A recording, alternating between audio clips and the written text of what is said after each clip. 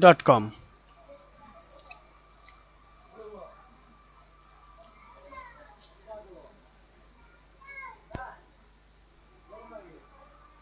এখন আমরা আমাদের যে জিমেল অ্যাকাউন্ট দ্বারা আমাদের যে ইউটিউব চ্যানেল তৈরি করা আছে সেটা বাদ দিয়ে অন্য একটা ডেমো কোনো ইমেল অ্যাকাউন্ট থাকলে আমরা সেটা দিয়ে সাইন ইন করব।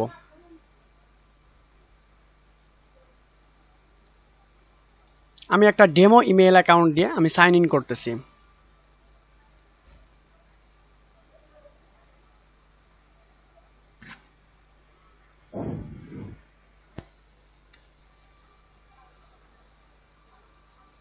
এখন আমরা সার্চ বারে গিয়ে আমাদের চ্যানেলের নামটা সিলেক্ট করে দিব।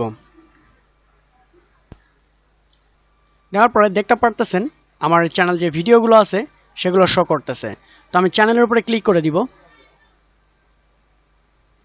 দেন এখান থেকে আমরা চলে যাব প্লেলিস্টে এবং এখান থেকে আমরা যে কোনো একটা প্লেলিস্ট সিলেক্ট করে ক্লিক করে দিব।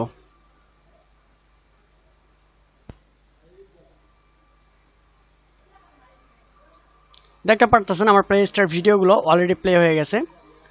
সো এখান থেকে রেজুলেশনটা অবশ্যই কমিয়ে নিতে হবে। তো ভিডিও রেজুলেশনটা কমিয়ে নেওয়ার কারণে হচ্ছে আমার ভিডিওটা খুব তাড়াতাড়ি লোড হবে এবং স্মুথলি চলতে থাকবে। সো এখান থেকে আমরা যে জিনিসটা করব, এই যে প্লেলিস্টটা আছে এই প্লেলিস্টে এরকম আপনার সম্পূর্ণ টিউটোরিয়ালগুলো এখানে থাকতে হবে। সো এটাকে 10 বার ডুপ্লিকেট করবেন। 1 2 3 4 5।